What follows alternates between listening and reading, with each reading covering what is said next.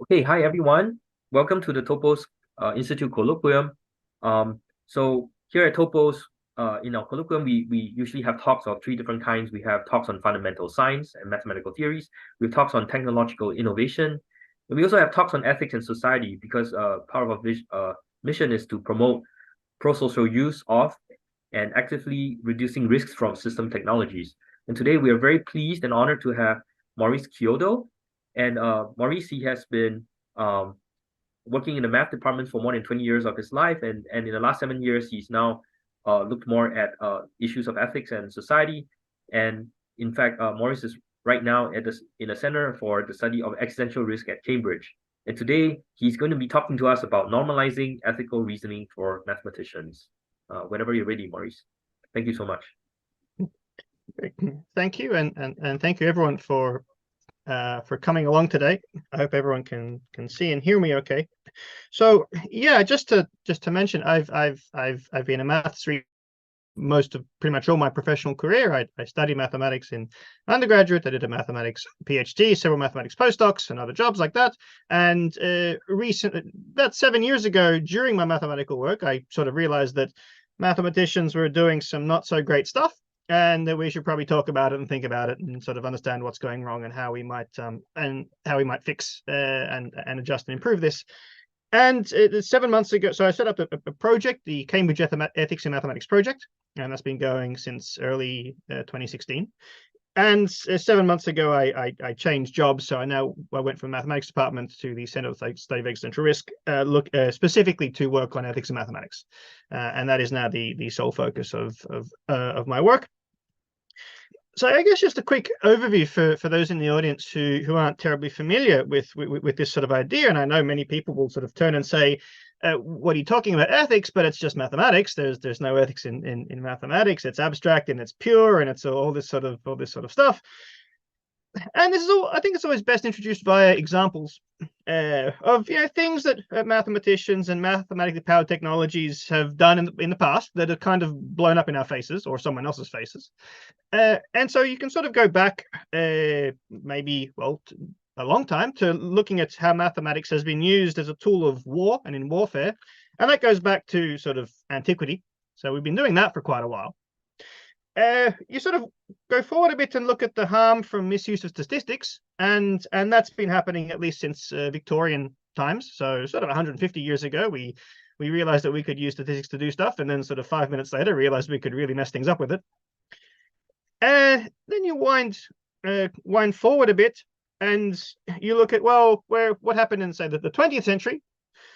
Well, we used mathematics to build some new toys that go kaboom. This was done in the 1940s with the Manhattan Project and the creation of nuclear weapons. So mathematics there quite literally blew up in people's faces. Go forward even more, and you start looking at the 60s and 70s and mathematics being used in corporations and industry for things like cost-benefit analysis. So sort of making sure industry gets squeezes every last penny out of what it's doing. And then you get artifacts from that, such as the Ford Pinto case, where Ford was quite happy to let owners of their new model car die, well, actually worse, be burned alive in their car, because it was slightly cheaper to pay out the court cases, civil cases, than to recall the cars. Going forward again to the 1980s, and you can start looking at what happened in mathematics and finance. And this was the sort of famous Black-Scholes equation for modeling options, the price of options on that were traded, but sort of derivatives from the stock market. And these worked really well till they didn't. And in the late 80s, this sort of triggered a great downturn and sort of semi-collapse of the stock market, because people were using mathematics beyond what it could actually do. Quite interestingly, the Black-Scholes equation is basically just an example of the heat equation, which we mathematicians learn about in sort of their second year of mathematical studies. So mathematically speaking, the mathematics was not PhD level. I'll get more onto this later, but the impact was still significant. So go forwards a bit again, and you end up in 2008, and mathematicians were back at the drawing board with mathematical finance, and they thought they could price these little toys called collateralized debt obligations, basically pools of mortgages that you put together and splice up, and apparently they had less risk. Well, apparently, but they didn't. So we had a very lovely financial crisis in 2008 at the hands of mathematical work, starting with the paper of Lee in 2000 on Gaussian copula and pricing collateralized debt obligations. Go forward a few more years, not many, and you get to the scandals of mass surveillance by state surveillance, but it was sort of fueled by mathematicians and their ability to tinker and tweak with the way that we communicate on the internet. Go forward a few more years now, not very many, and you see mathematicians contributing to activities such as targeted political advertising, sending adverts over various platforms such as social media, such as Facebook, specifically targeting people with adverts in a way that manipulates the electorate. And this was done by organizations such as Cambridge Analytica, and alleged to have swung both the UK referendum and EU membership and the US presidential election of 2016.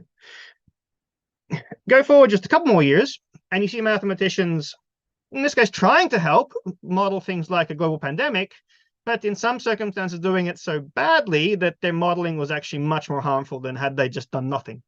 This was illustrated in the UK when modeling was done at the start of the COVID pandemic. Modeling was done to show that nursing homes would be very safe if you just sort of closed the doors basically and didn't let anyone in or out. So then the people living in nursing homes care homes should be very safe. The elderly should be protected. Of course, the mathematicians in the UK forgot to speak to anyone who works in nursing homes and care homes, such that any nurse would have really sufficed here, to tell them that there are staff that move between care homes, such as agency staff, who are used for things like when other staff are off sick. And of course, in a pandemic, you have lots of staff off sick. So there was a forcing term between care homes that wasn't realized by mathematicians because they basically chose not to look into and listen to what was happening on the ground with their modeling. They sat in their ivory tower, did some modeling, and then at the end said, oh, oops, sorry about that. And that was sort of 20,000 lives later, lost in the UK, lives of the elderly in the care sector.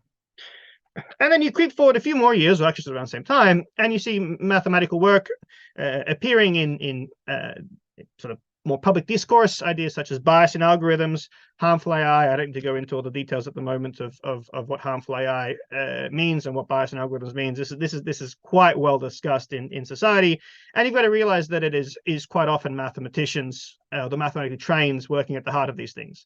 You look at any AI startup, you look at any big AI organization, you'll find mathematicians at the heart or even at the helm. Stability AI, who are currently facing a $100 million lawsuit because they were alleged to have downloaded all of Getty images. The head of that is a mathematics graduate from the University of Oxford. So mathematicians are more and more on the front line and doing things at a sort of faster rate. We can see that, things are getting worse and faster. Part of this is because mathematical technologies are more widespread, and there are also far more mathematically trained people than there were in times gone by as a percentage of the population. But that's not the only reason. You got to think, well, if we're talking about ethics mathematics, we've had some good mathematicians in the past who are also quite good philosophers. We had Gödel, we had Russell. Why didn't they sort this out? Why didn't they figure this out 100 years ago?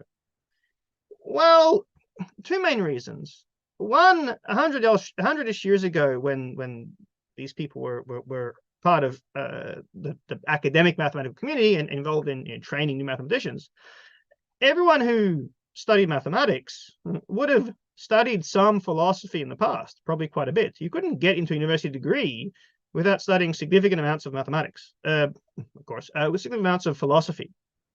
So there was already some sort of philosophical and ethical understanding deeply ingrained into those who were studying mathematics. And secondly, 100 or so years ago, the work of a mathematician, even outside of academia in some sort of industry, was many steps, many pairs of hands away from frontline impact. A mathematician might do some work in some sort of industrial context or setting, and then that would need to be interpreted and used by perhaps a physicist, so to speak, and that would have to be interpreted and used by an engineer in the company and so on. And so it had to pass through several pairs of hands. Mathematician was not on the front line. Their work on Monday would not be used for many weeks, months, potentially years down the track in that organization, industry, whatever it was. We now look at what happens now in the 21st century. The mathematically trained, and by that I mean people who also have trained in perhaps adjacent fields, computer science, engineering, theoretical physics. I kind of lump them together because they all have this similar sort of training in deep in numbers, the highly numerate. So mathematically trained now, they might walk out of their undergraduate degree or postgraduate degree, whatever, and walk into a job in a large social media platform, perhaps something like Facebook, Google, whatever, or some small AI startup or large AI company or something like this. And the work that they do on Monday might impact 1 billion people on Tuesday. They might change the way that the Google ranking algorithm or the YouTube suggestion algorithm works. And they'll change it on Monday, and by Tuesday, 1 billion people see videos or see search results differently. Or they might change the way Facebook presents information or a feed to Facebook users. Again, you change that on Monday, by Tuesday, 2 billion people are changing the way they use this platform.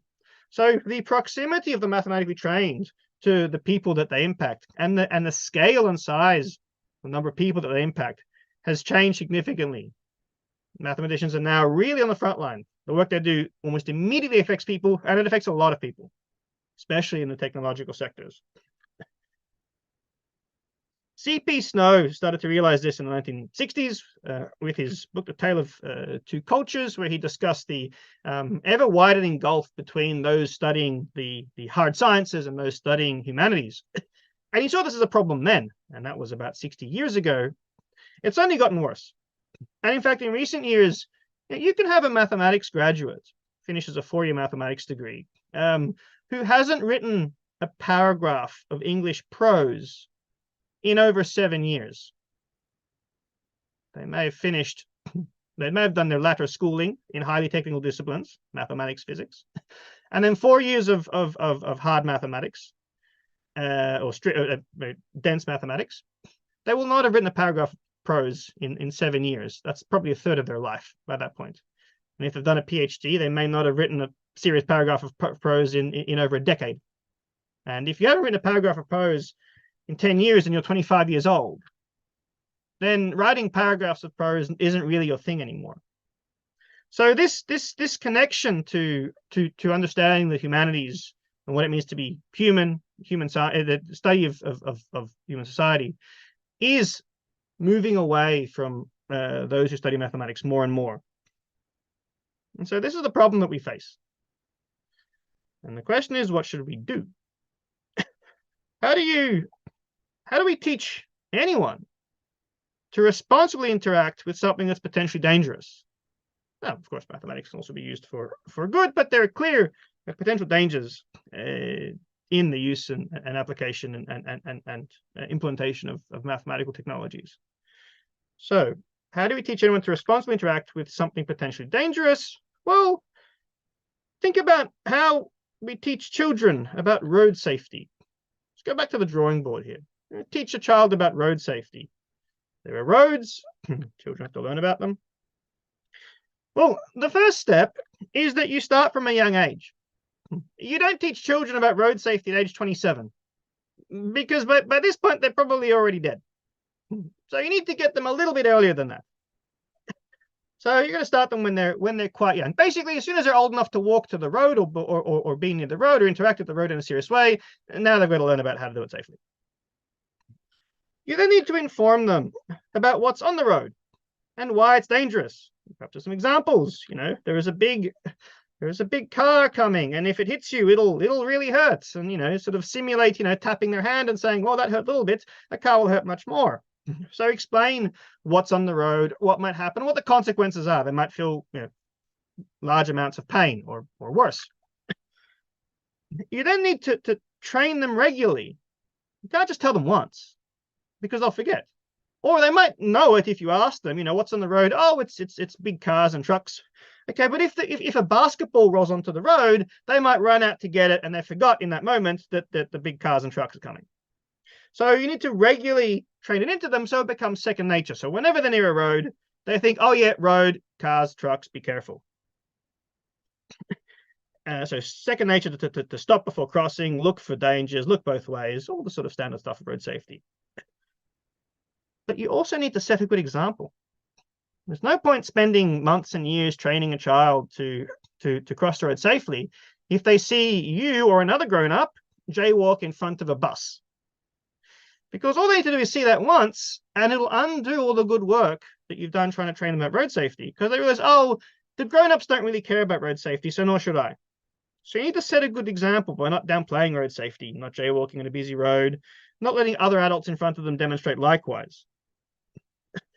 But that's not just enough. You need to give them tools to figure out how to cross the road. You can't just say, don't cross the road, because then they'll spend their entire lives in one block in the city. And that's not really much of a life.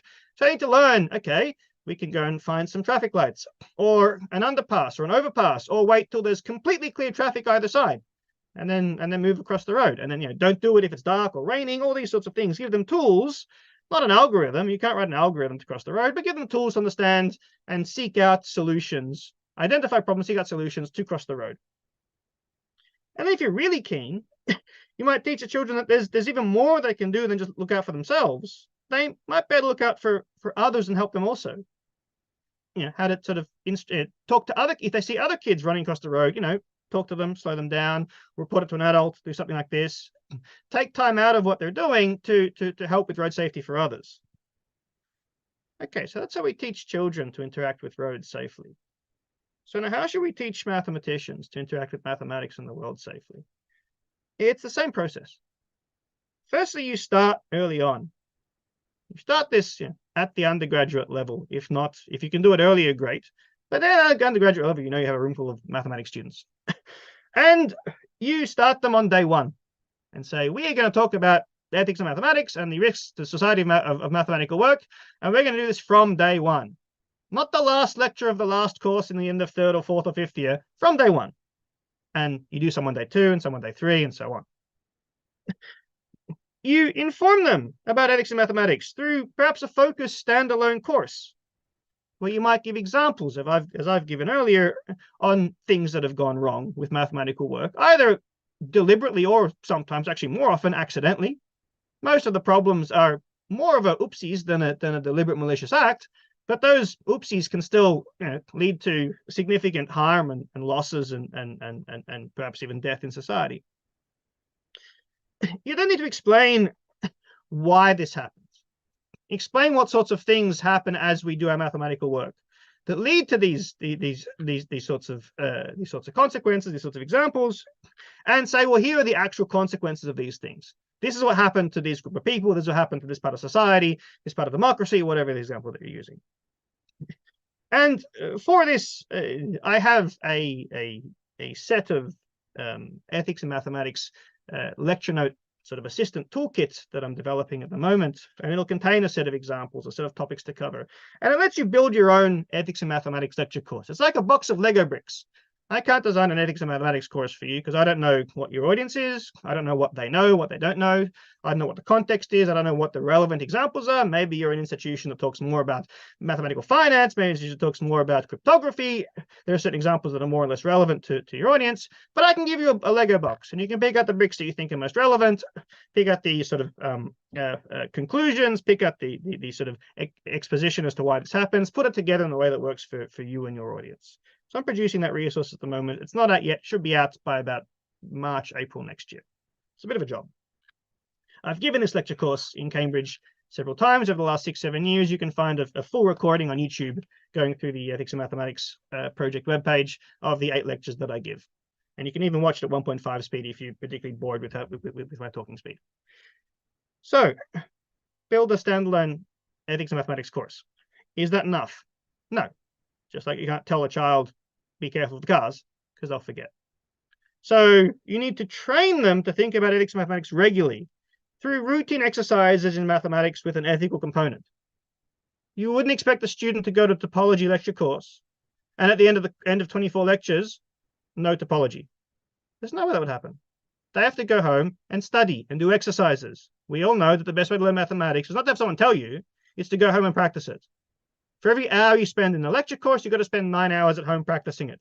Then you understand what's going on. Same thing with ethics and mathematics. You regularize the thinking.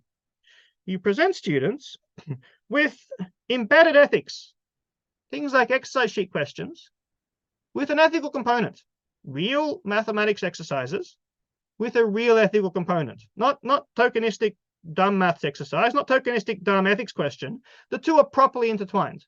You can't do one without dealing with the other. And you present this in a regular sort of regular pattern. On every sheet, there's 1 or 2 questions like this. Okay, so you teach them that there's ethics in mathematics with examples. You regularize the training through exercise sheets. Okay, but you've got a problem. If a grown-up in your institution, perhaps a professor, says something overt like, oh, what a silly waste of time this ethics in mathematics is, or even something a bit more, implicit, like saying to a student, oh, don't worry about question 4, it's just one of those little ethics questions, you can skip that and do question 5. Then everything you've done is undone. As soon as they see the grown-ups jaywalking in front of traffic, they will forget everything that they've been taught and say, oh, it doesn't really matter. So you need to somehow engage in a cultural shift in the institution or the organization to at least get your colleagues to, even if they don't really agree so much or don't want to do it themselves, get them to keep quiet. Get them to not do things that undermine your work. A 10-second comment by a colleague can undo 10 months of hard work of ethics and maths training. That's how quick it is. Because mathematics is a community and a culture, and what do? People like to follow what the big people do. This is just how humans behave. So you can, if you can set an environment for this, then you stand a chance of having these lessons stick. But now what have you achieved? You've achieved a cohort or a group of mathematicians who know that there are problems, right? Well, they need some tools. They need to know how to cross the road. They need some tools to understand how to properly identify these problems and deal with them. And so you need to give them tools to thoroughly identify and discover where problems might arise in their work and how to bring them to light and start addressing them. And this is where we've produced a workflow, a manifesto for responsible mathematical development, which shows mathematicians in their own language what's happening as you do a mathematical job, mathematical task, mathematical project, mathematical activity, role, from start to finish. All the things, and that goes from the pre-mathematics, before any maths is done, set up the problem, and to post-mathematics. You've done your maths, what else do you have to do afterwards? The problem is not just mathematics. You do some stuff, then some mathematics, then some stuff. And this sort of follows and flows along. I'll explain this more in a moment.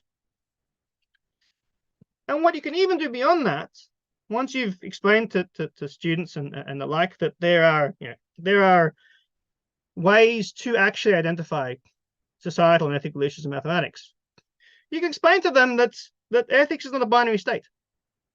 It's not just either you are ethical or you are not on the piece of paper in front of you. You can go off the page you're working on and go and reach out to and engage with others, and maybe explain to colleagues or friends and help them act more responsibly, more ethically, or do something more larger scale. Try and effect meaningful change in society in various ways by taking higher seats at tables of power, by doing things like identifying in a more public way mathematics that other people are doing that is problematic and trying to raise awareness and alert society to what these problems are before that other mathematics punches a hole out of society in some way.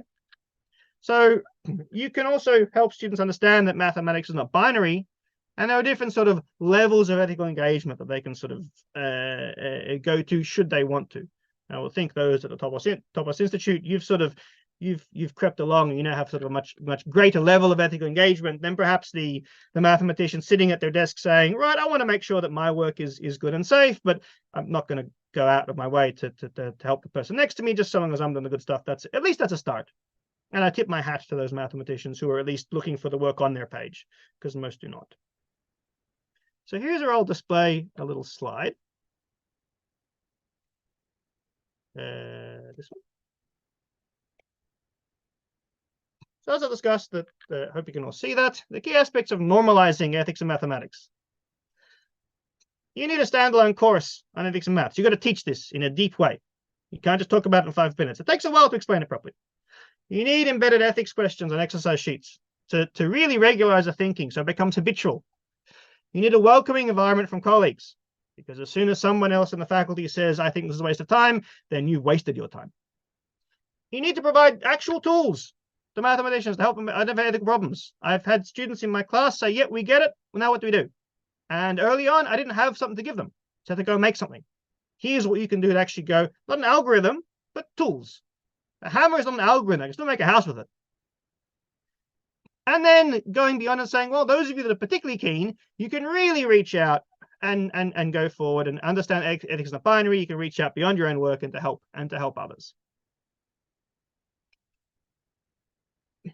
The ordering of this, so the first, I wrote a paper about the first 3 of these: standalone course, embedded ethics, and a welcoming environment. The next 2 are tools that I and other colleagues produced later. If you look at 1, 2, 3, you might say, oh, that's in sort of decreasing order of difficulty. Well, yes and no. The first one, a standalone course, is very expensive. You've got to pay someone to sit there and give a course. Giving a course is not free. Someone's got to budget for it or find the time for it. It takes money. But it's only one person. So as long as you get one person to do it, they can do it. Embedded ethics questions and exercise sheets. This is cheaper, and I've provided a resource with lots of these embedded ethics questions that people can lift from. It's cheaper. It doesn't require a rebuild of your syllabus. It just says you add a few questions here and there, maybe discuss one question in 10 minutes in a lecture. It doesn't require a whole rework. But you now have to convince more people to come on board. So it becomes sort of ideologically a bit more challenging, even though it's much cheaper. And then the third one, well, that's completely free. There's not a single line of LaTeX to change, not a single thing to change in any lecture course, not a single thing to change anywhere. It's completely free and is by far the hardest part of those 3, because you need to change people's minds. And changing people's minds can be extraordinarily difficult. So of those 3, they are in decreasing order of cost, but increasing order of difficulty in terms of how hard it is to actually affect them. I still don't have a very good way to do 3, because it does take a lot. Well, I do have a good way to do 3, which is to explain and teach and train young mathematicians today, and then wait 30 years until they become the professors of the faculties, and then the job is done. But 30 years is a long time. I wish I had a faster way to do it. If someone has any suggestions, I would very much like to hear them. 3 is the real challenge for me as well, because you're changing people's minds. And mathematics is a 4,000-year-old discipline. People are kind of dug into their perceptions at the moment, and it does take a little bit of work to shift that. Okay, so back to me for a moment. So before I move on, just some retorts you might need to deal with if you ever try and do this. Now, you might have people say, well, you know, roads are very useful. Mathematics is very useful. You shouldn't be criticizing it. Well, like, yes, roads are very useful. Mathematics is very useful, but it doesn't mean it can't cause harm. Just because something can be useful doesn't give it, you know, carte blanche, free rein on anything it can do. Its utility does not offset the fact that it can also cause harm. You have retorts along the lines of people saying, well, you know, well, are you suggesting we should shut down all roads and stop doing mathematics? No, I would never say we should stop the road network. I would never say we should stop doing mathematics. But we do need to be careful how we interact with these potentially dangerous systems, how we interact with roads, how we interact with mathematics, how we use mathematics. It's not to say that again, it's not to say that it's a binary state of do maths or don't do maths. It is, can you do it properly? Can you do it safely? What do we need to know to do it properly and safely? And third is my favorite. You might have people saying, well, it's not the job of a child to know road safety. There should be an adult there looking after them. It's not the job of a mathematician to think about harm and ethical concerns. There should be a manager there to deal with it. The mathematicians do the mathematics and the manager should deal with the rest. Well, that would be nice. However, that doesn't always work. For many reasons. One, the manager might be someone trained perhaps in the humanities, social sciences. That's great. and they understand the impact of stuff and whatever, but then how in the hell do they know what the mathematician is doing? How can someone with a degree in art history properly engage with a mathematician and the mathematical work and output? There'll be some engagement, sure, but it won't be complete. There'll be a gap. Or the manager might be a trained mathematician, a slightly older in many industries. The manager is just the mathematician who's been there 5 years, and they become manager of the new mathematicians. Okay, so they understand all the mathematical work and content. What do they understand of the impact on society? Why do they sort of miraculously now know what's going on in society? Is because they've been working in industry for 5 years. That understanding doesn't just come from nowhere. So either the manager knows the impact but not the mathematics, or the manager knows the mathematics but not the impact. Or you have what I call the magic manager. This is the manager that knows everything about the impact and hit on society, and knows all the mathematics and mathematical background. This is the magic manager. This is the unicorn, whatever you want to call it. This is the end of the rainbow. This person probably doesn't exist. But suppose they did exist, the magic manager. Let's rely on the magic manager. Well, the magic manager is probably managing 5, 10 people. How is the magic manager going to scrutinize the output and work of 5 or 10 people? How many hours in a week does the magic manager have to do this? How many hours does it take to scrutinize the work of someone else? A lot.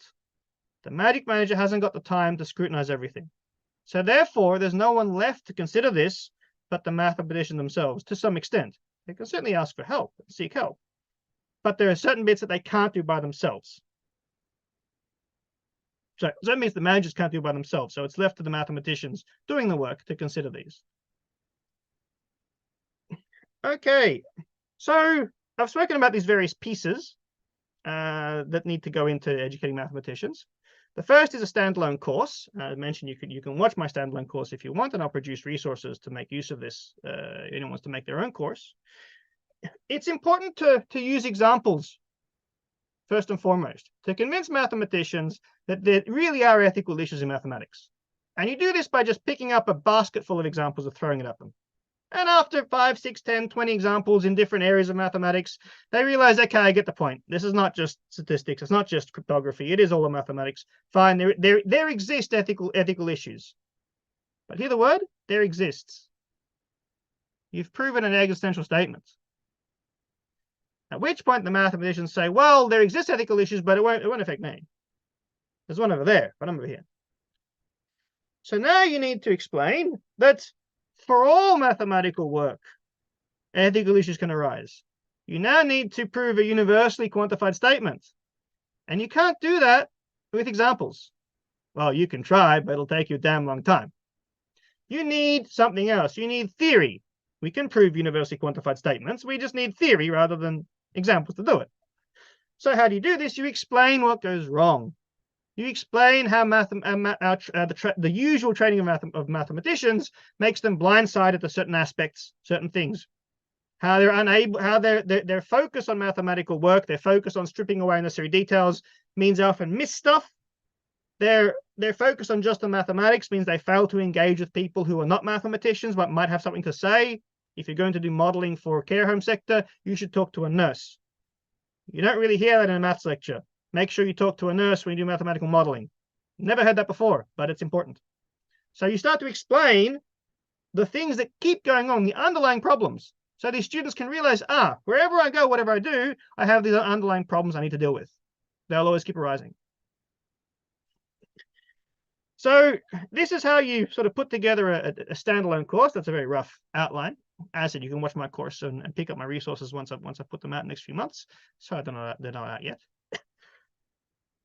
But as I said, the next step you need is ethics questions and how to embed mathematics training, ethics training to mathematics.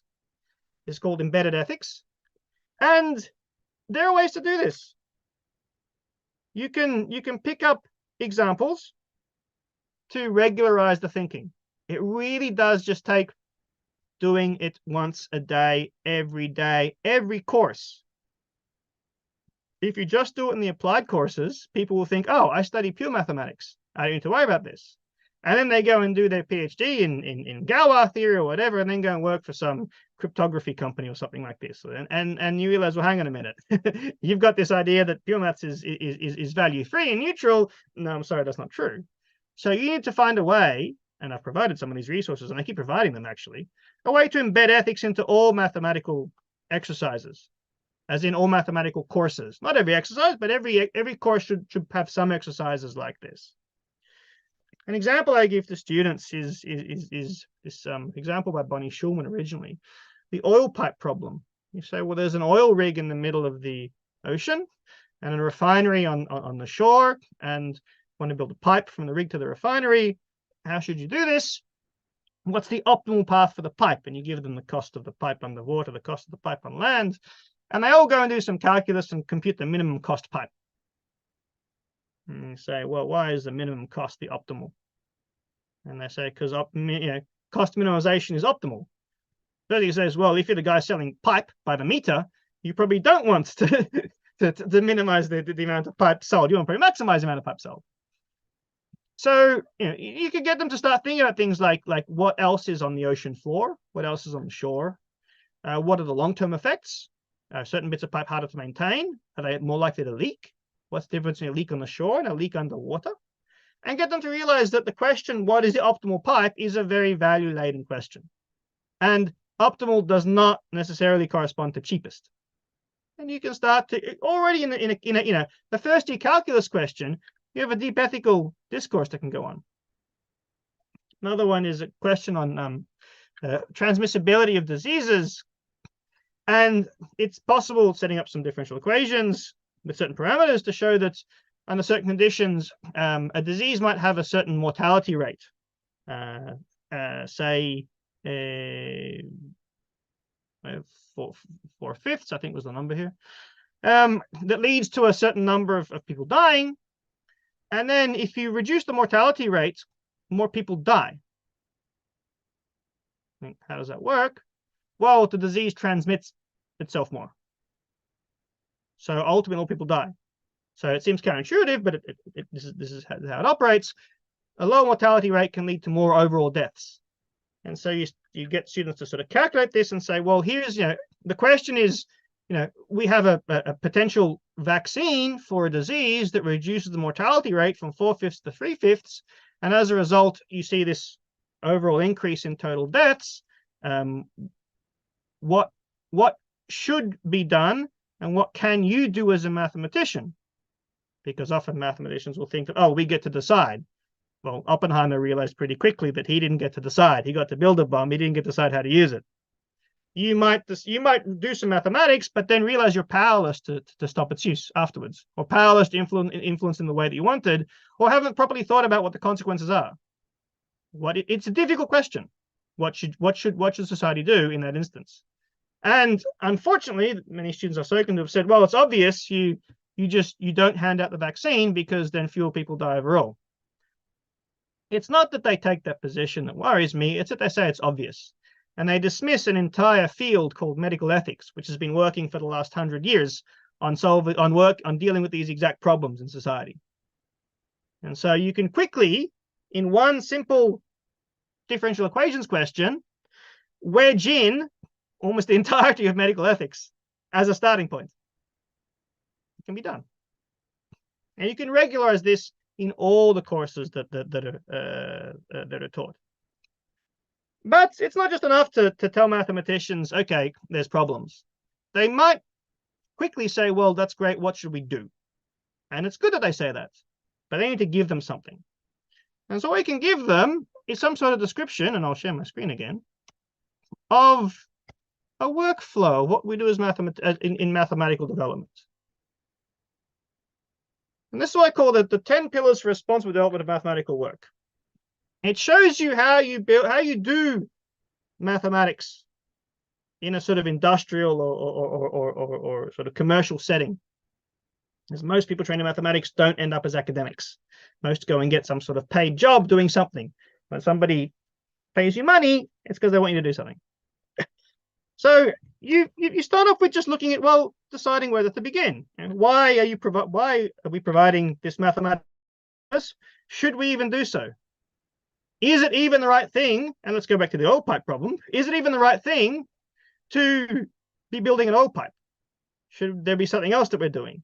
Maybe we should be building a wind farm instead. Move on to diversity and perspectives. Do we and our co-workers and superiors have sufficient perspective? And do we understand the limitations and biases in our thinking? Do we have the right people in the room? If you're modeling an oil pipe, you should have at least someone in the room who's worked in the oil industry. Someone in the room who knows about ecological aspects. Some level of diversity that firstly breaks groupthink and mono thought, and secondly brings in perspective that you need for these sorts of problems, or brings in the idea that there are other ideas. So, okay, assemble the right sort of team. Then you have some issues of handling data information. Are you using authorized and morally and legally obtained data sets in some sort of responsible way? Are you being reckless with data that's been obtained, or irresponsible with it? Then that moves on to data manipulation and inference. Do we have the expertise to properly manipulate the data to ensure quality and ethics? Even if I'm using data that I'm allowed to use or is okay to use, am I using it in the right way, or am I misreading it completely? Oh, the person who worked for the oil company said that it's fine to build the pipe here. Well, are you scrutinizing that data? Are you scrutinizing the statistical data you have? Is it from the right place? How are you properly reading into your data? Then the mathematization of the problem. And this is what we said, what is optimal? What optimization objectives and constraints have we chosen? And what are their real life consequences? And what might the other impacted parties be? What is optimizing for an oil pipe? And who else is impacted? It's not just the oil company. There might be stuff on the ocean floor. There might be some sort of important structure on the beachfront. There might be some critical infrastructure, a water processing plant, some sort of hospital that you now have to move. Impacted parties can come from everywhere. So you've done some mathematics. You're going to have to communicate and document this work. Are we properly considering how to comment and document not just code, but our mathematical work, and communicate the results to those who need them? We make these mathematical assumptions. Oh, there's some boundary here, or this has a no flow thing here. We often don't write those down. We comment our code, but do we comment the stuff that we scribble on the whiteboard with our colleagues before it gets rubbed off and it gets stuck into the depths of some document? There are five models you could use. Why did you choose the one you chose and not the other four? That information often gets lost. And communicating that up the chain. Who should be communicated to? Can you write everything down in a text file? Well, if you're writing down LaTeX files for someone who has an arts degree, then that's not going to work. You have to communicate for a reason to a person in a way they can understand. It's not just their fault they can't understand. It's also your fault, our fault. Then we get issues of falsifiability and feedback loops. Is our work falsifiable? Do we know if we're wrong? And can we handle its large-scale impact and any feedback loops that arise? How do I know that I've built the wrong pipe? How will I know that it's wrong?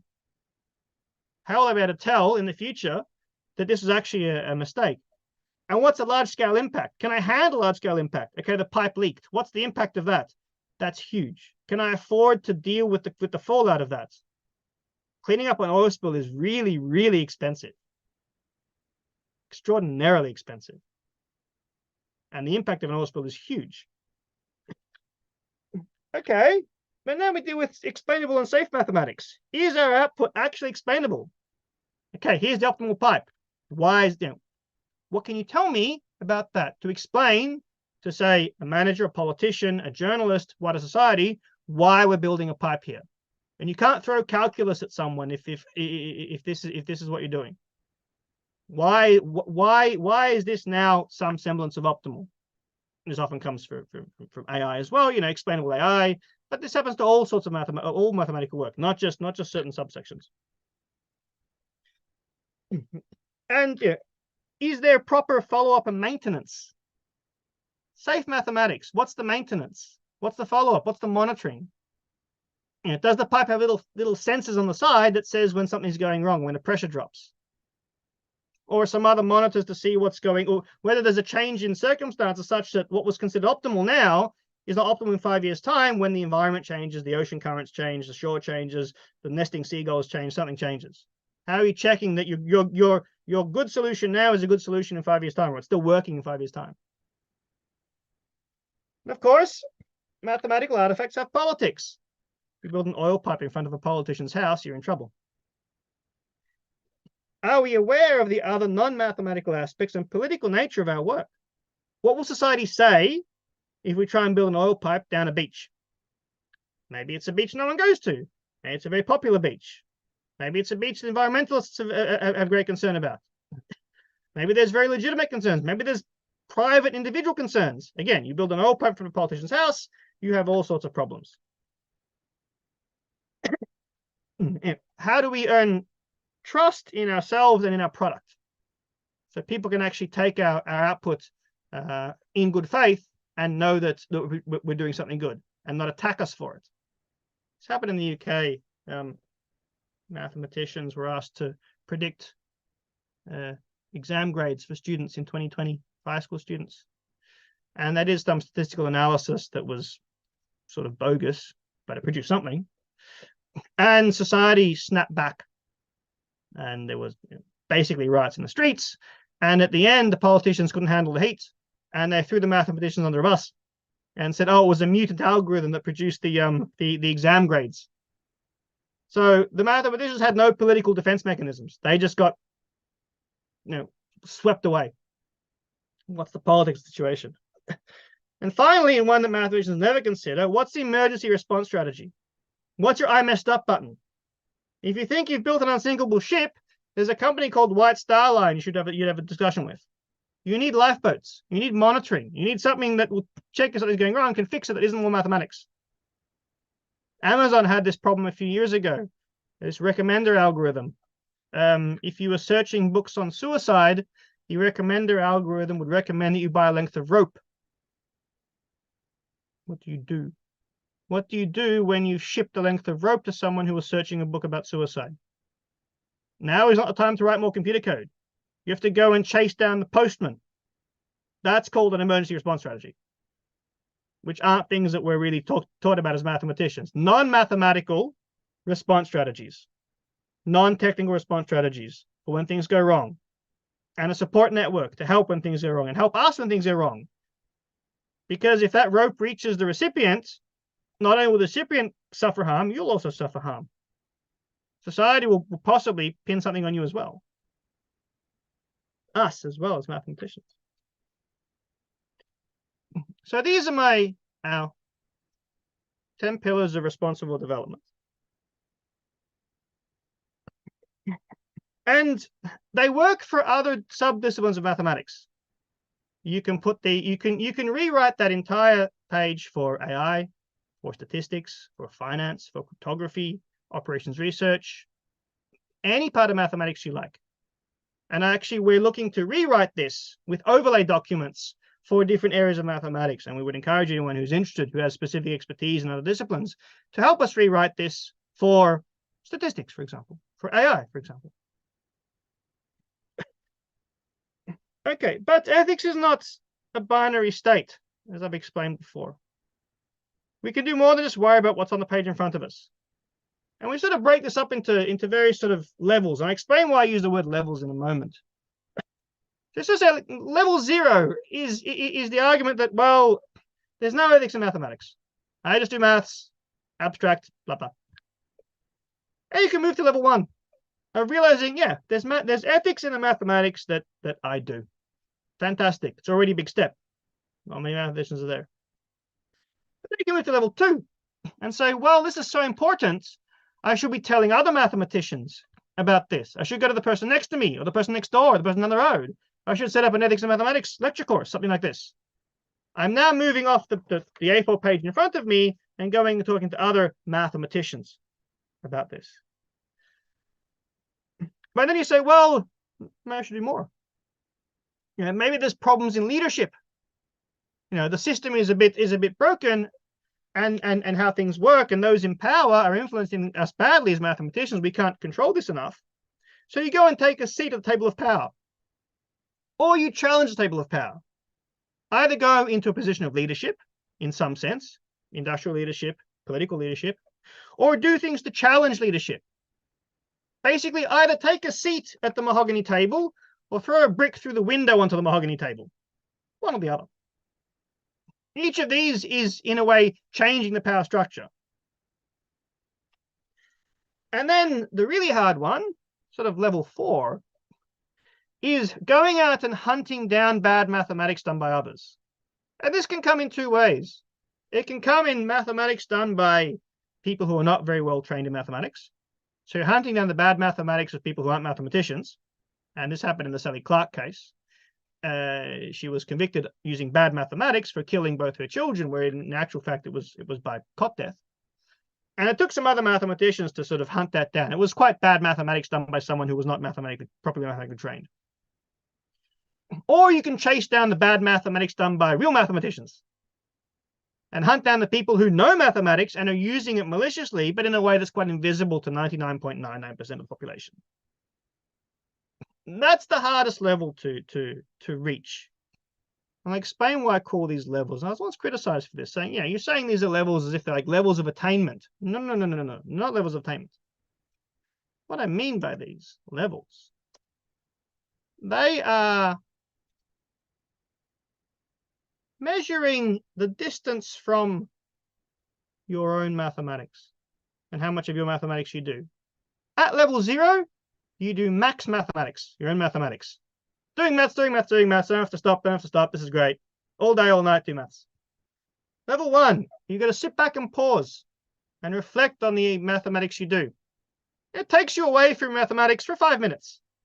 You go back to it. And tomorrow, 5 minutes, go back to it. Level 2, doing something, speaking out to other mathematicians. You have to, metaphorically, stand up, walk down the corridor, and go talk to someone else. You are now 5 doors down from your mathematics. And maybe you come back in the afternoon, but you're now moving 5 doors down from your mathematics. Level 3A and 3B, a seat at table power or challenging those table power. You're now entering management and politics. You're going to a different part of the building, a different building perhaps. You're now running for office. You're now entering the world of management. You now spend 2-3 days a week in manager meetings or in parliamentary meetings and debates and policy meetings. You now get to do mathematics 1 day a week. You're now very far from your mathematics. And level 4, calling out the use of mathematics unethically, by mathematicians or non-mathematicians, you're spending all your time hunting down someone else's mathematics. And I can't describe how difficult that actually is to do, to go and find it and hunt it. It's like fishing. Most of the time you sit there with a line in the water doing nothing. So it's extraordinarily, your hit rate is really, really low. When you get it, it's fantastic. You caught a fish. But most of the time you're doing nothing. So these levels show you how far you have to move from your own mathematical work to go and achieve that. And that's why it's a tall order, because as mathematicians, we value, above all other things, how much mathematics. And so each of these becomes incrementally more difficult because I'm asking the impossible of mathematicians. I'm saying, do less mathematics. And our culture doesn't really allow for that sort of request or question. It's frowned upon. Everything is geared towards doing more mathematics, not doing less mathematics. Ethics is hard. Ethics will cost you. If it's not costing you anything, you're not doing ethics.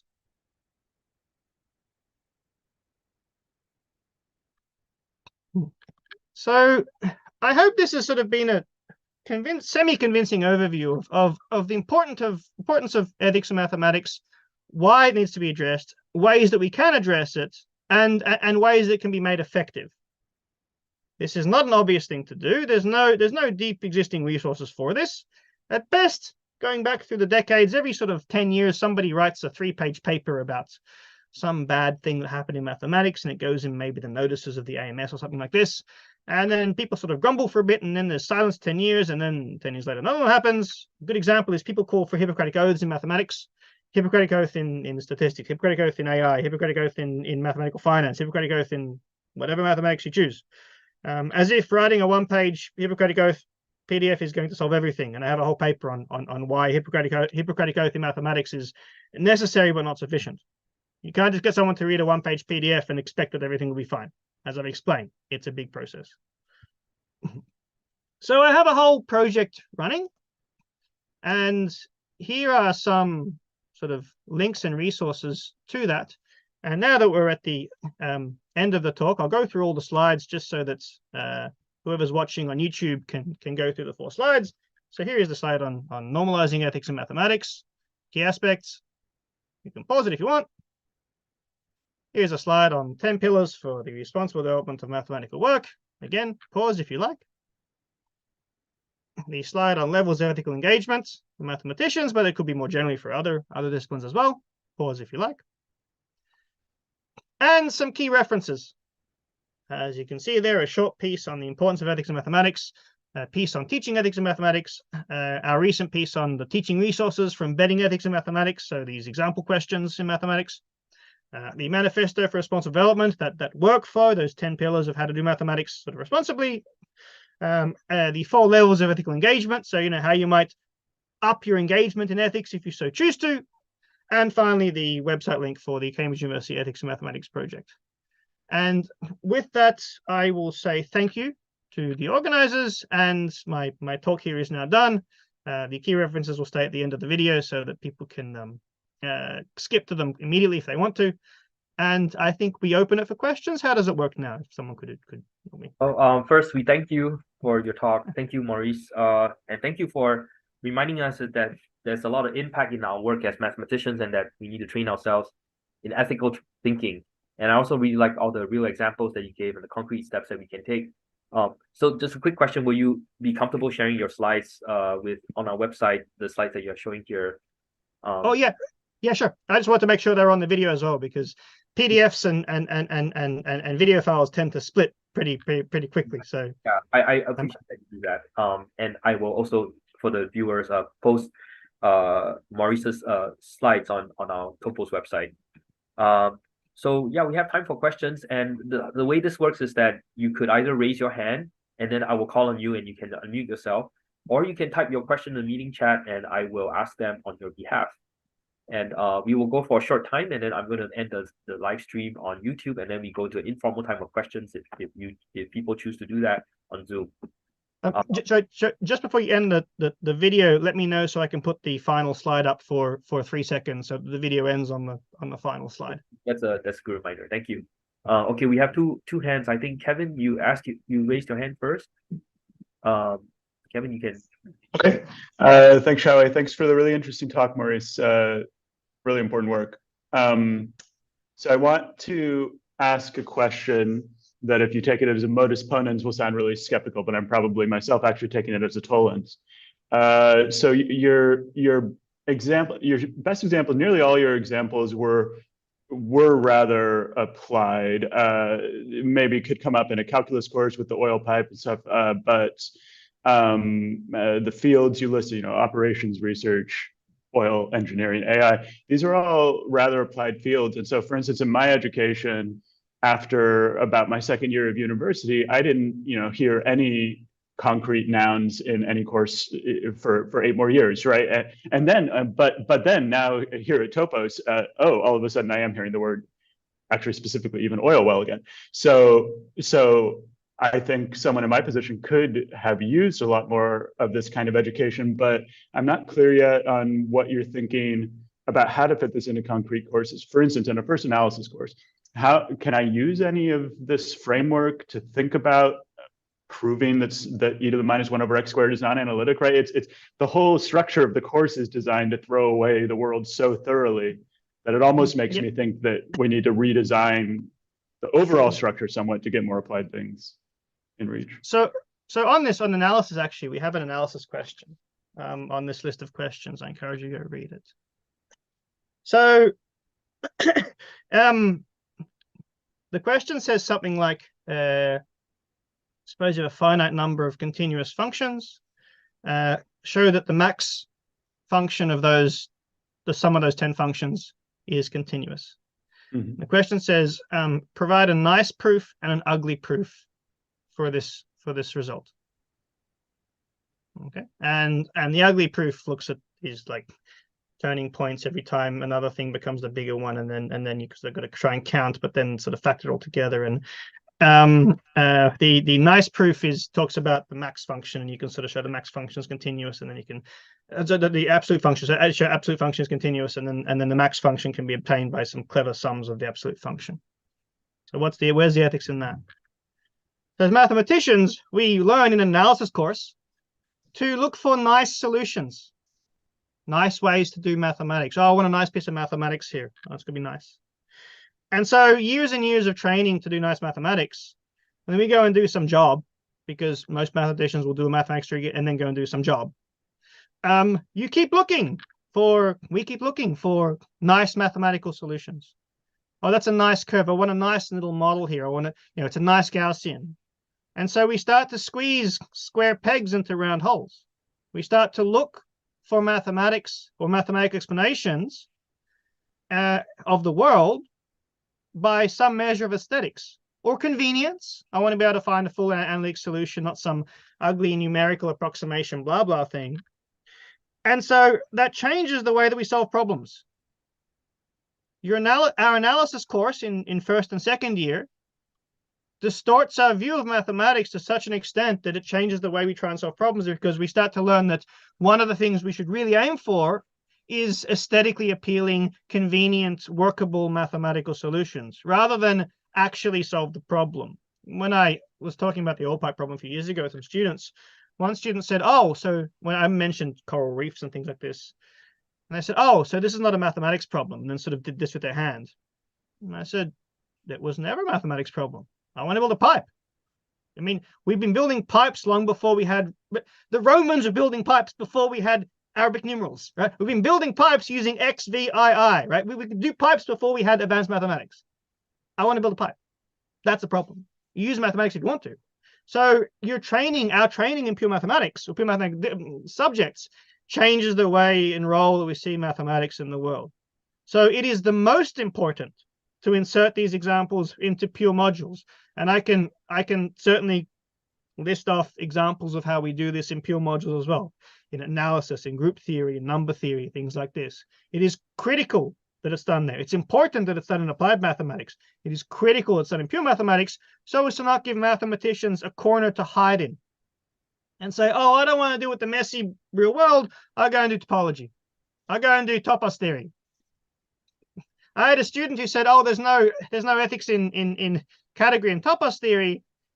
And he's in Cambridge. And I said, you do realize that every Friday afternoon, your professor gets up out of his desk, walks down the road to the computer science lab, sits down there, and works on object-oriented programming.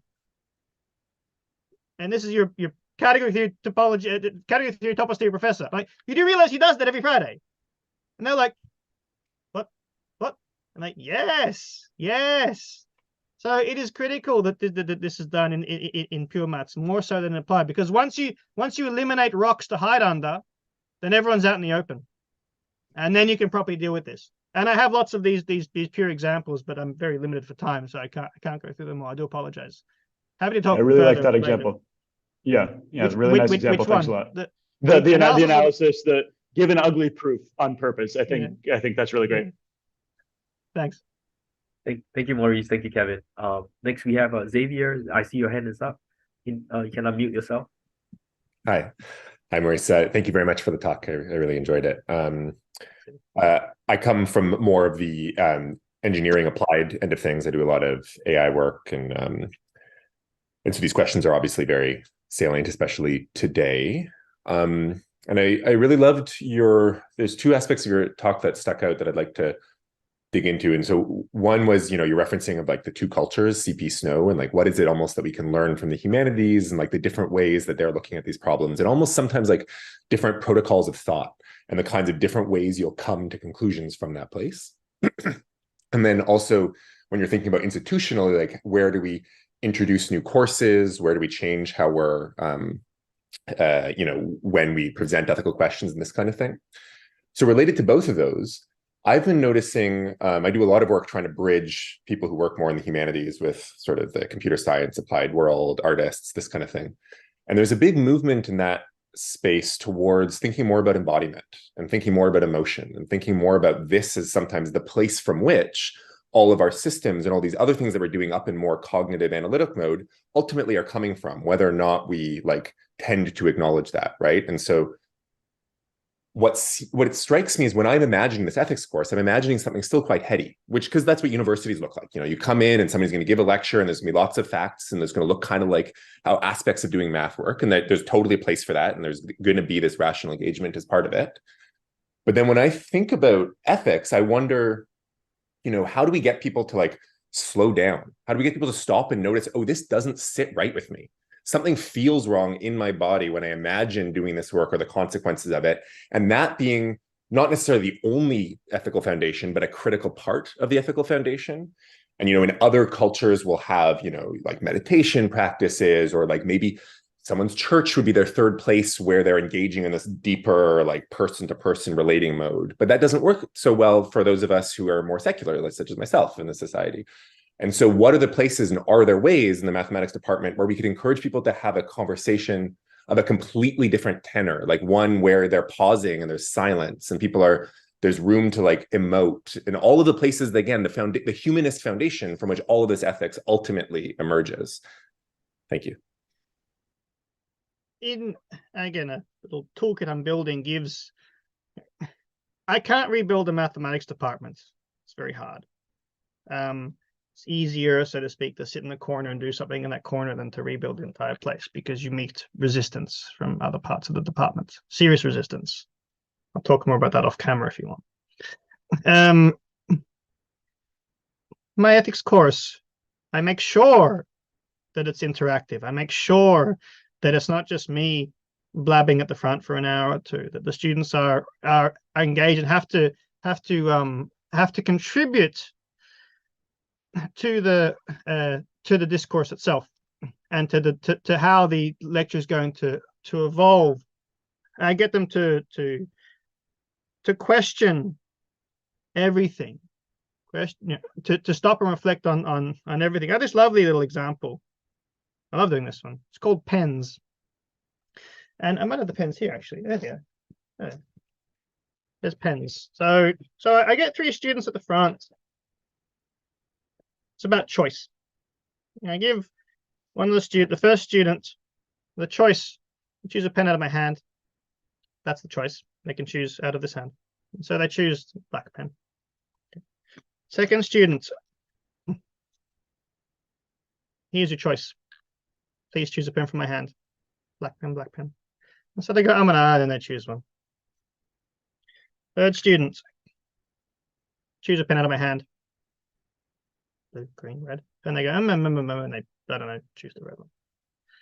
I open the floor and I say, all right, who at the front had choice? There are three students. You saw what happened. What is choice? Who had choice? Explore this. And the students explore and debate and talk about the first one. They really get into the first one. They try, like, for the first time in their lives, they have a philosophical discussion, like, you know, did they have to take the pen? Could they have gone into my rucksack and taken a pencil? Could they have run out of the room? Could they have gotten a piece of chalk instead? All this sort of stuff about that. You can see the fundamentally, it's the first time they've actually had such a discussion. And you've got to do it on something easy. It's a freaking pen, all right? You can't go too hard, too fast, or it will be difficult for them. The second one, oh, well, you know, the atomic weight of this pen is different. The atomic weight of this pen, this one might have one microliter of ink less than this one, and also it's kind of choice, but and they debate and debate.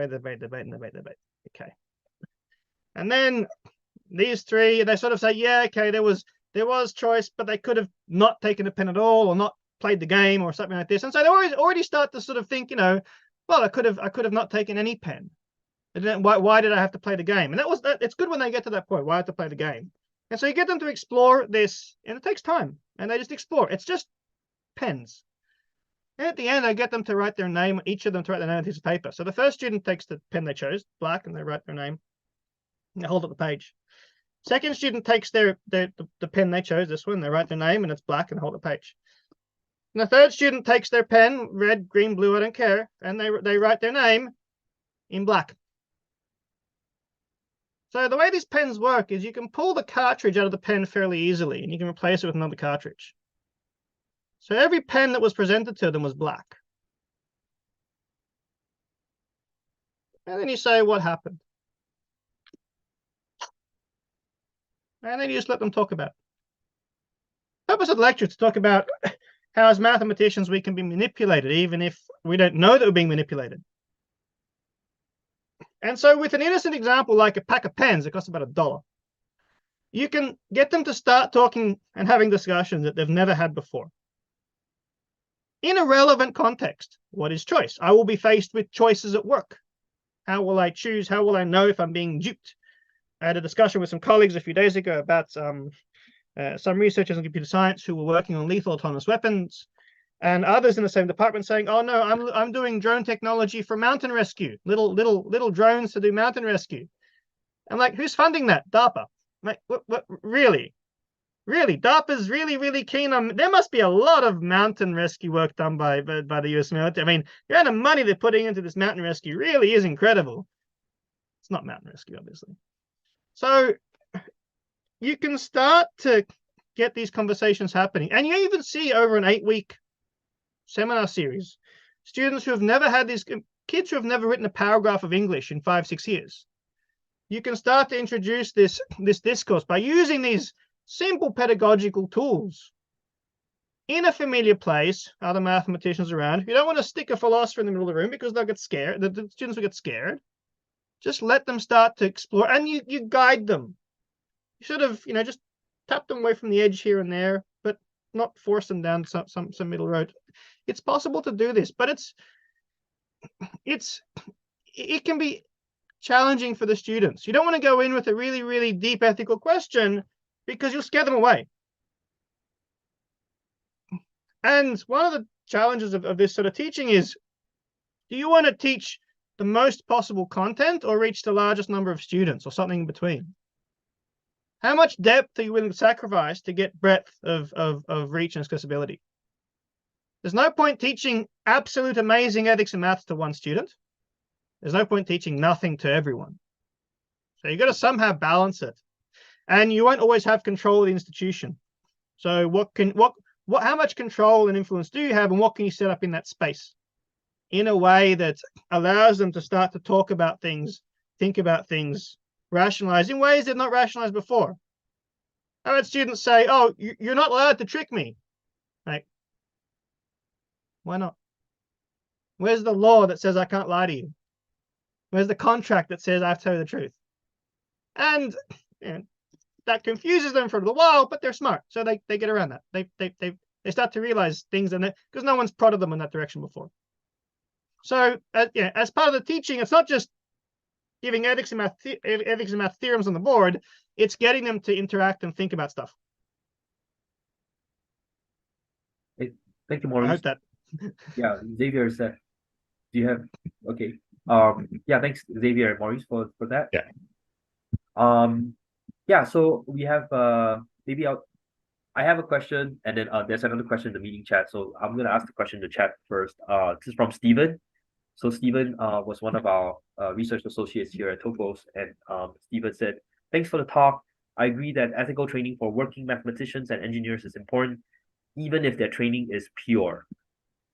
But how would you think about ethically developing new category theory or new programming languages as a researcher in pure math or theoretical computer science?" So some background, Stephen, he does work on designing programming languages. And so this is and he goes on to elaborate. Maybe the more general question is the ethics of theoretical math about predicting and guiding the applications of that theory?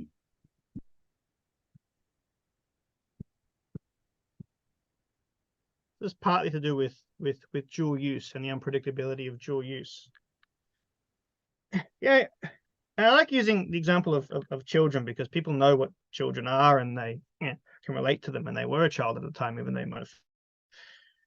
Everyone has a lot of people have children. You don't know what your child's going to do before you have them. That's quite unpredictable. You know, what are they going to do when they're 5, when they're 10, when they're 20, when they're 30? I don't know. Are they going to be, you know, a very generous person, a very bad person? You don't know. Okay, does that mean you can wash your hands as a parent? Well, not quite. You can make these technologies not knowing where they're going to go, but it will be responsible of you to not try and consider and monitor where they're going. So just as, you know, a parent can't control what their child does, but a parent will be responsible if they're not properly monitoring what their child does, keeping their child away from harm, and warning others if their child is going to be harmful. And this particular example is not my example. Most examples are given today mine. This one's not mine. This was given to me, Maurice, president of the Royal Society here in the UK, and was given to him by Michael Atiyah.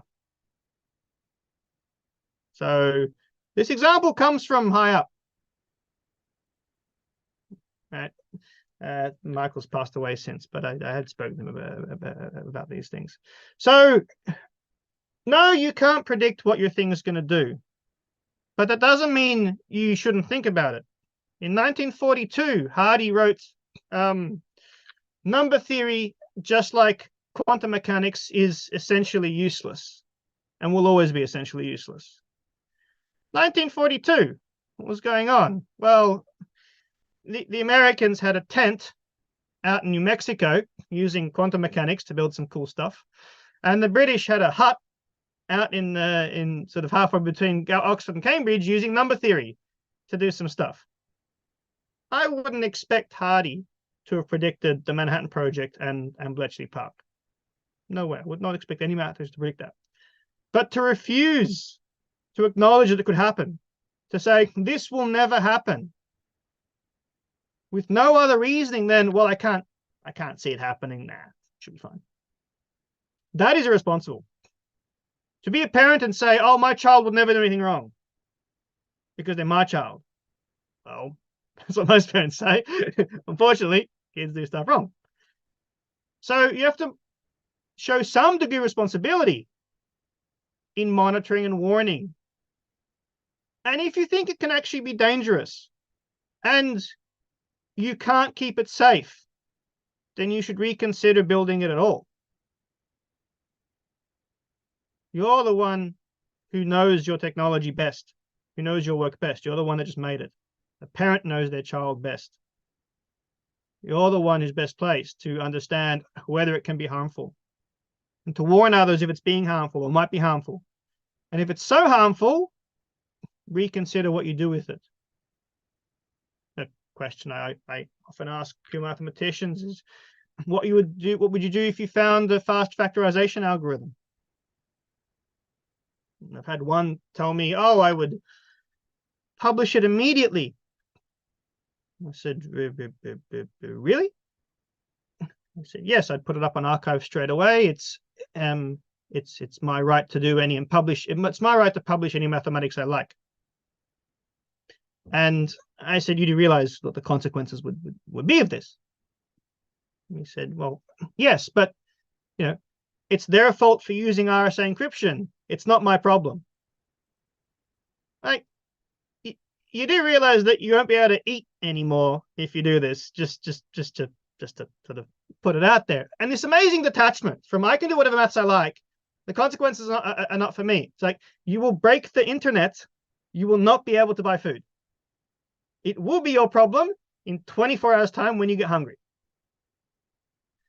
So it might not seem like pure mathematics has these other considerations, but that's artificial. That is completely artificial. It's projected onto us by those who don't want to consider such things. These are academics who decide, I don't want to think about such things, so I'll call them stupid. I'll call these things stupid considerations, therefore I don't have to worry about it. I will dismiss them to the point when no one will think about them anymore. So I don't have to think about them. Even in academia, academic pure mathematics, there are ethical issues that arise. My favorite is to ask an academic, Who would you write a letter of reference for, and under what circumstances, and any things you wouldn't write a letter of reference for? And you get a rainbow of answers. I'm not going to say what I think is the right or wrong answer. There are many different answers to give. But even that has significant impact. As academics, we do more than just produce theorems. We produce students. We produce understanding. We have impact on the world beyond the theorems that we publish. Now, even the theorems that we do publish and mathematical output, we're the ones that best understand it. We're the ones that like a parent and a child, can properly appreciate where the harm could go and to warn society before anyone else can. So in pure mathematics, you still have that, and other technical disciplines, you still have that responsibility. It's not as obvious, but it's certainly still there. Hope that helps. Yeah. Thank you, Maurice. That was very useful. Especially, yeah, thank you for the good response about dual use. So this is going to be the last question for the live stream. And in fact, I think we might not have a lot of time after this for the Zoom chat, but so here's my question. In the past, I worked on machine. I did government projects, industry projects in machine learning, and this is before deep learning AI became a big thing. And it used to be that you would go talk to the client, and then you look at the data, you propose an algorithm, you actually tell them how the algorithm works, and then they would say, why use this algorithm? Why couldn't you use something else? What are assumptions in the algorithm? They would actually question that. The clients would do that. And then there came a time when AI became more popular, and you could go to the client and say, we're using advanced AI. It's really hard to explain what's going on, but here's the success stories, and it's good at predicting things. And then I've seen over the years how AI has been so-called swept into a black box, and that people, both mathematicians and companies, like to use that black box because it protects the need to explain why they made certain choices in the algorithms, and they also gives a sense of like, wow, I'm doing something really advanced, my company is good. And more I'm seeing that these days. And you talk about hiding under a rock. This is like one of the biggest rocks out there you could hide under. I'm wondering what you have to say about that, about the ethics of that, about mathematicians, our role in trying to not make this a rock that we could hide under. Do you have any thoughts about that, in particular about black boxes in AI? The use of AI at the moment is similar to the way that we used steam in the early mid-19th century. We do everything using steam.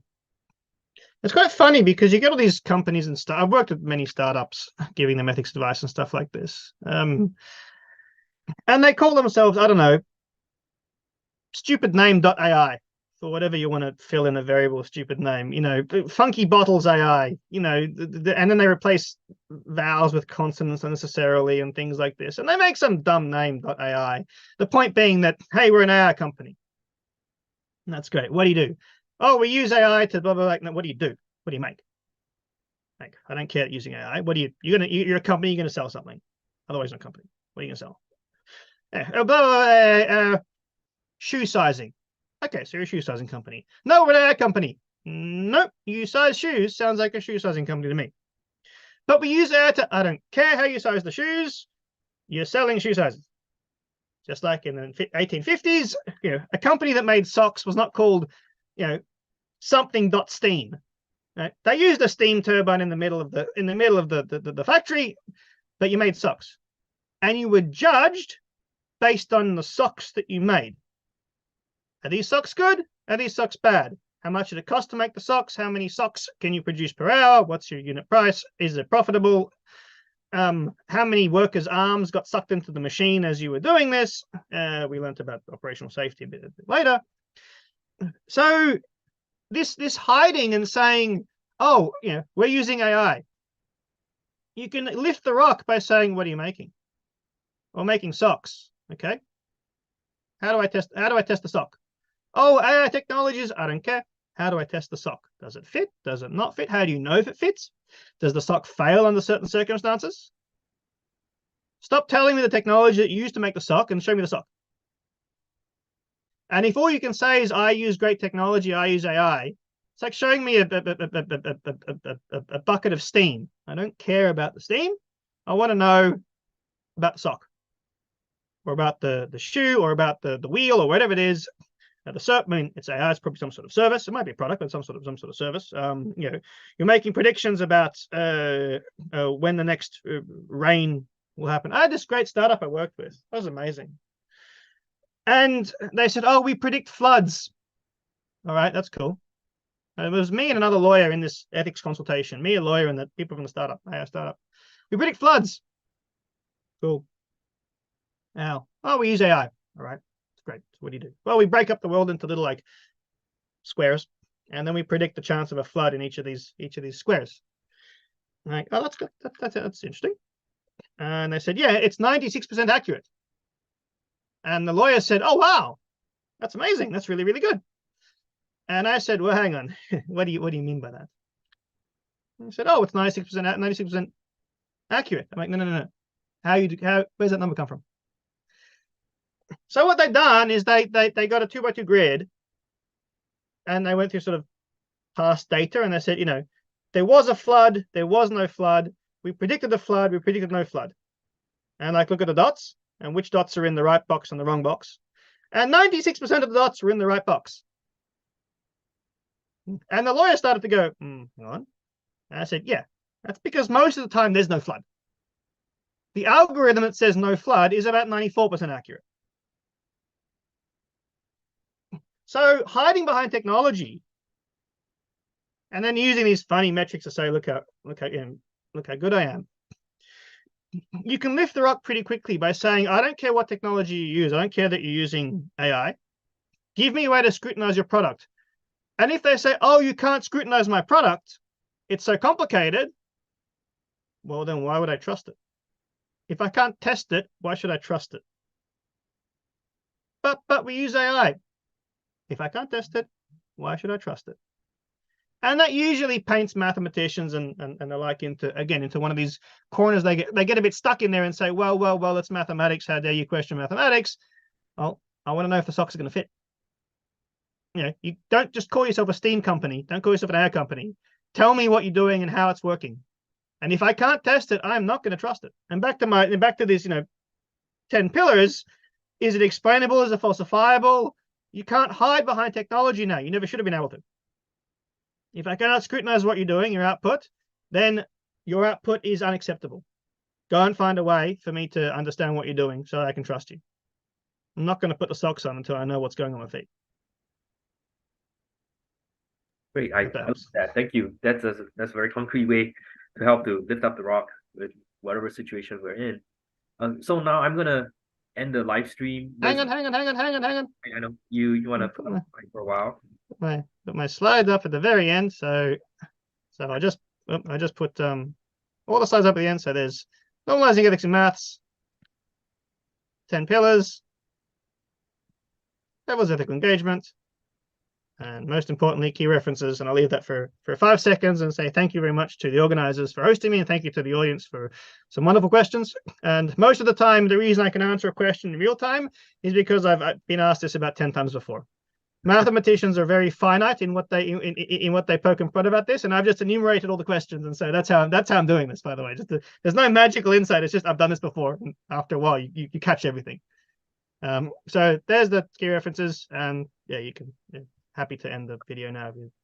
Thank you so much. And yes, so thanks everyone for coming for today's colloquium. I'm going to end the live stream right now.